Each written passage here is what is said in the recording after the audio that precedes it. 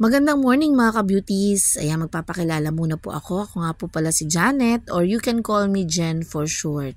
Ako po ay isang certified TESDA trainer or instructor sa course ng beauty care, nail care services at beauty care full qualification. At nagtuturo sa Revilla Center under LGU ng City of Bacoor. At kasalukuyan din po nag-aaral sa ikatlong baitang sa mataas na paaralan ng Cavite State University dito sa Bacoor. Sa kursong Bachelor of Science in Business Management, major in Marketing.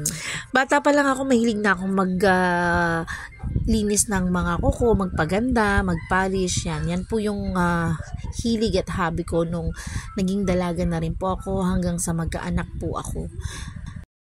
I am in the industry already pero parang nakulangan ako dun sa ginagawa ko, kaya I enroll for a training sa cosmetology way back 2015, and fortunately nagkaroon ako ng chance na makapag-abroad agad-agad noong 2016 for a contract of 2 years.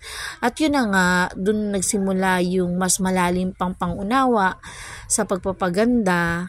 At natapos ko naman po ang aking kontrata. Gusto nilang i-continue yung kontrata ko pero nagkaroon ako ng medical problem, nagkaroon ako ng high blood, so mas pinili ko na lang makasama din yung pamilya ko dahil ayokong maging malayo din talaga sa kanila. Kumbaga naging experience ko na lang din yung pag-a-abroad ko para mas may share pa ako pag uwi ko ng Pinas.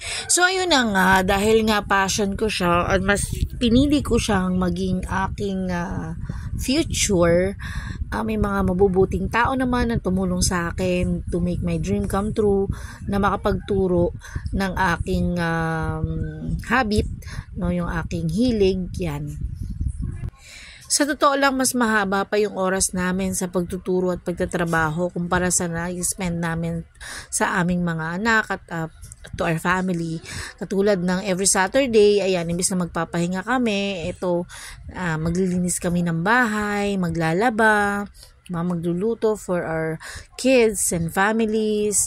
Ayan, so halos talagang ang isang ina ay walang halos pahinga pagdating sa responsibilidad, mapabahay o mapatrabaho man. Ayan, kayod talaga, parang daig pa marino. Pero walang katumbas yung pagmamahal na binibigay ng ating mga mahal sa buhay sa atin, at yun na lang naman ang nananatiling nagpapalakas sa atin kasama ng biyaya ng Diyos, ang buhay na binibigay sa atin, dahil ito naman talaga ang dahilan kung bakit nandito tayo sa mundo.